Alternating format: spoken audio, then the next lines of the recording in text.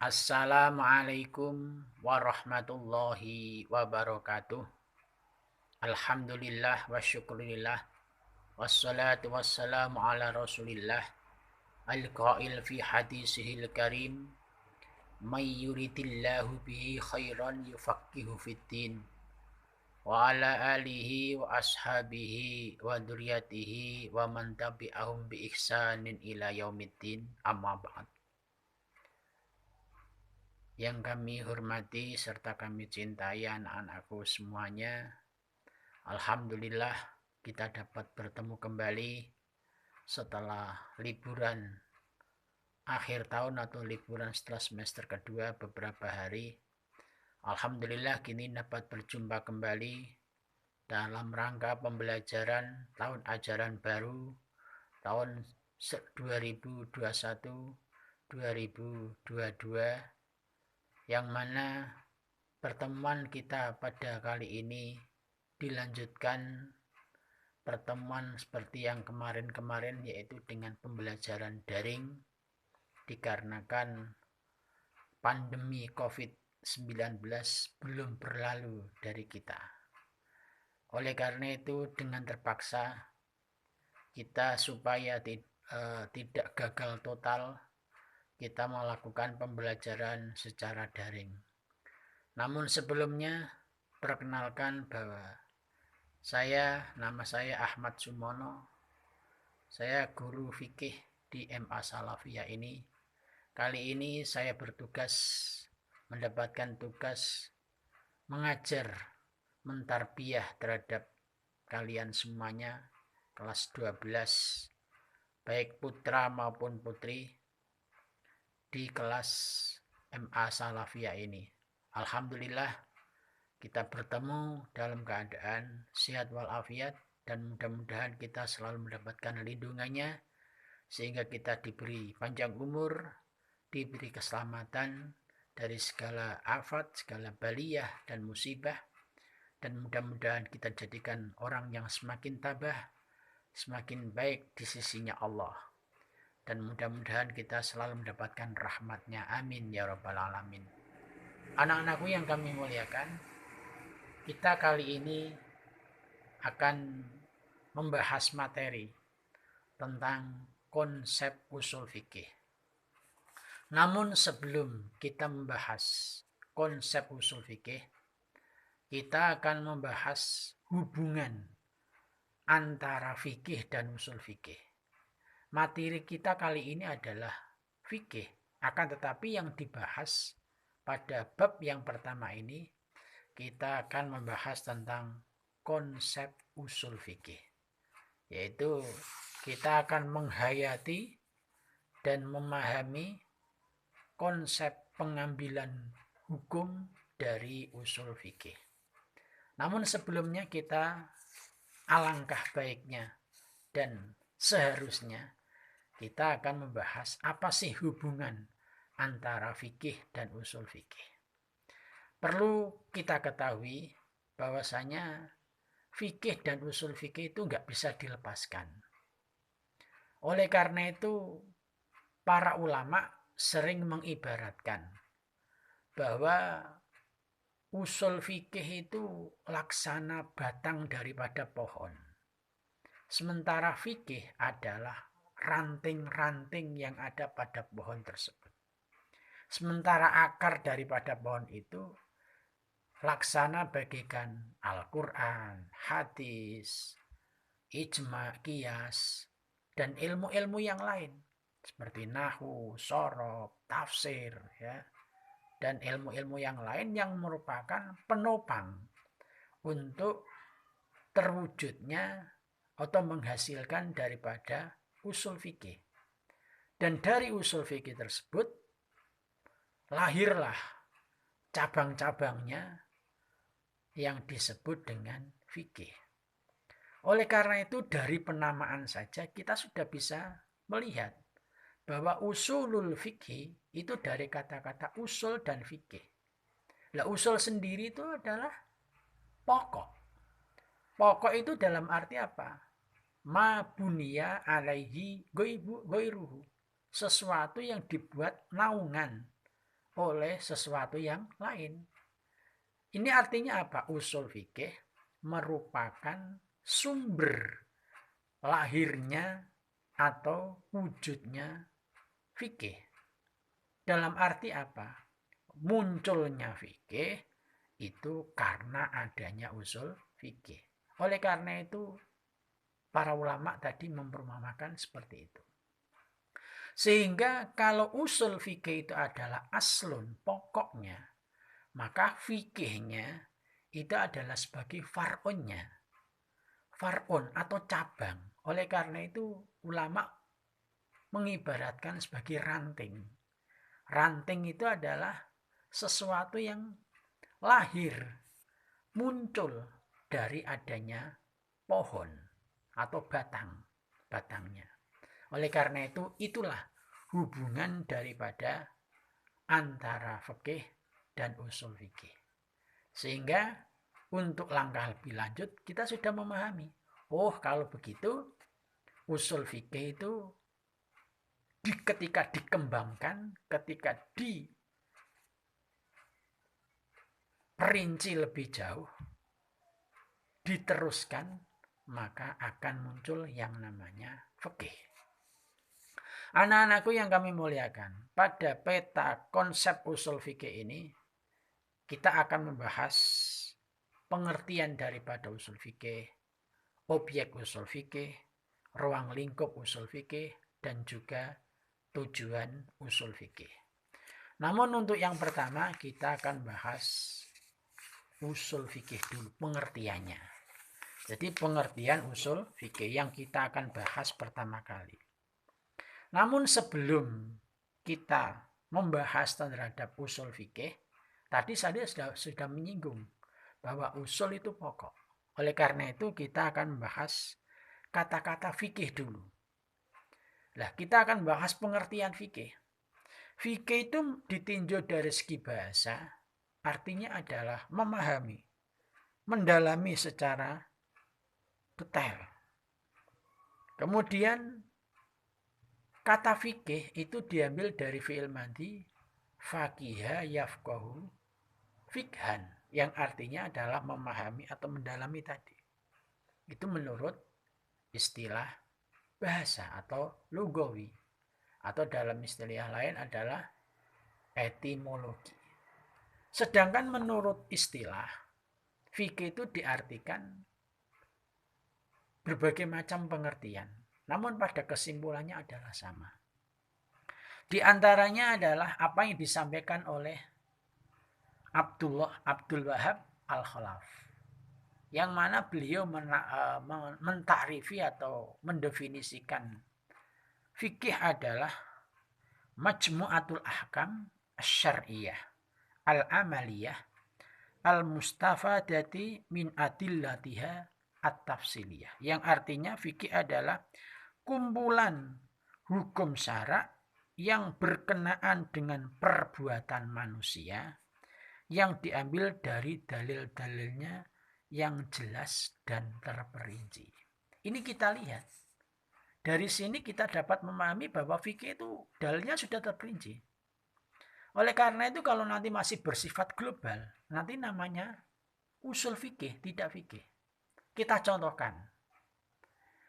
Misalnya aqimus sholah wa atuz zakah. Di sini kalau dari sudut pandang usul fikih, dari lafal aqimus sholah itu menunjukkan bahwa wujubus sholah, wajibnya sholat. Pokoknya sholat itu wajib. Nah, itu yang usul fikih. Sementara itu kalau nanti kalau sudah terperinci, itu nanti masuknya adalah fikih. Contoh, rukun sholat diantaranya adalah niat. Niat ini adalah perincian daripada rukun-rukun sholat. Karena berdasarkan suatu hadis innamal a'malu binniyat, yang mana sahnya amal tergantung niat. Sehingga diambil kesimpulan bahwasanya suatu amal kalau tanpa niat maka amalnya tidak sah. Sehingga di sini disimpulkan kalau begitu niat adalah bagian daripada ibadah, yang mana akhirnya dicetuskan bahwa niat itu adalah termasuk rukun. Yang mana karena ini membahas masalah sholat, maka niat adalah termasuk daripada rukun daripada niat. Maka ketika sudah terperinci demikian, itu disebut sebagai ilmu fikih. Nah itulah contoh dan pengertian daripada ilmu fikih. Sementara usul fikih, kita tahu bahwasanya yang namanya usul fikih itu dari kata-kata usul dan fikih. Kalau fikih sudah kita bahas tadi. Sementara usul kita akan membahasnya secara detail.